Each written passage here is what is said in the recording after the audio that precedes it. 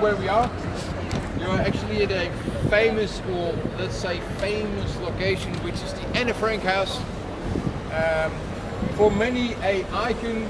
It is of course a really good, nice symbolic story, which most of us been reading, even I did. But I'm also a World War II specialist in this city, and I have to tell you guys that there were many stories like that, and Anne Frank is just one of them. So there were about 90% of all the Jews from Amsterdam were deported. So don't let that mistaken by just one little girl called Anne Frank in her diary. She symbolized all of them together. And yeah, I know many more things you can do than standing in a queue for 3 hours. But if you really want to do that, you can do it. But make sure you inform yourself properly online, because sometimes there's not even tickets available anymore. So that's just what I wanted to tell you.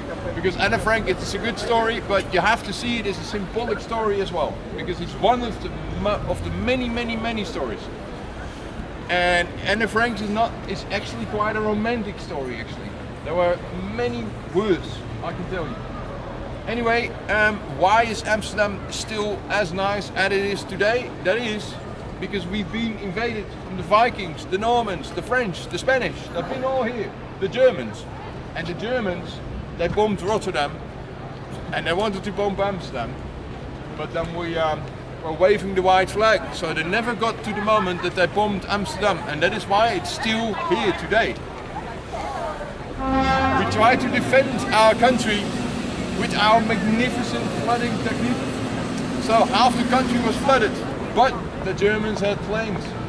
So the flooding of the country, which was a technique from World War I, was not in effect anymore. So yes, they bombed Rotterdam completely, and then we had to give up. So that's enough for the Second World War from my part, because I can tell you another hour, many stories. Anyway, your magnificent place, the one who is actually Anne Frank has, if you didn't see it already, is of course, I had people who thought it was this one in the corner. Can you imagine? I mean, this is obviously a after the war built office block, and that is the Anne Frank Foundation indeed. But the second house after that is the Anne Frank house, with the dark green wood underwork and the long flag mark on it. And there's a little wide square where all the people are standing in front of them with selfies, which is also a little bit dubious that you really want to be on the picture with the Anne Frank house. But I also understand, so it's a bit like both ways. Last time there was a note on that door written by probably some old people who were in the war, and they said, do you realize where you take selfies from? And that if you take a selfie here, that is really unrespectful. And I disagree with that, because you also have to see, and then I come back to the symbolic story again, that if people take this story, and they'll take this story around the globe. So if you take selfies, it's also a good thing.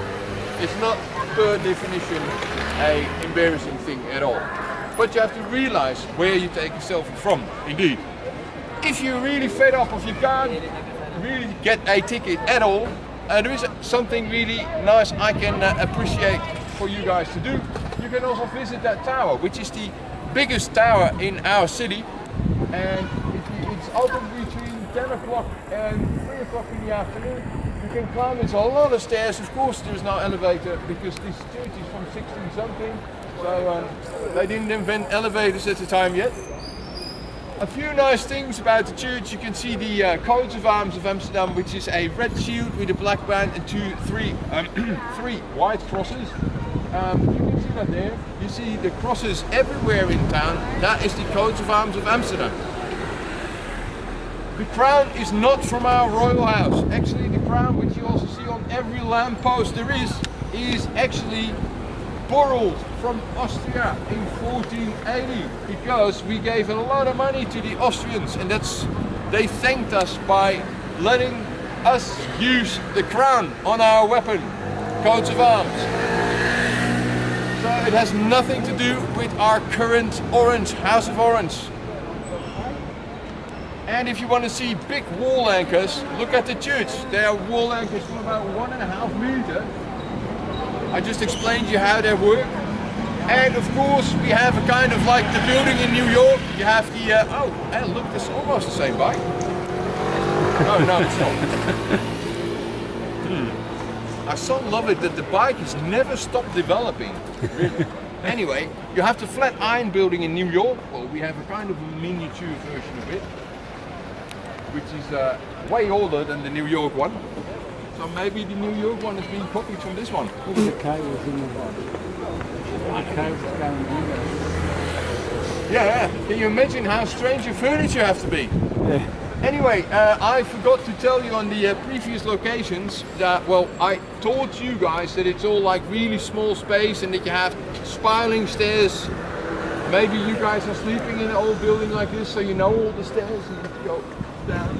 But you almost want to go in reverse. Well, that is if you move stuff, because you're changing house, you also have to use these stairs. That is actually why we have these hooks everywhere, because you can hoist up the stuff. You can just remove the whole windows, so you don't have to saw your dinner table in 3 pieces and glue it together again. No, you can just use this hook, which is really handy actually. I'm an expert in using it. Anyway, a little bit of this neighbor, because we're not going in there, otherwise we're never going to be on time. This neighbor behind me is called the Jordan. You can see that on the map. I can point you out later. This is actually where the working people at the time, when we had the rich one living over here, which were all the huge families and all the working people were living over here. These are similar houses but all way more smaller. This neighbor is really nice to go to for restaurants and bars and all that. So, any questions?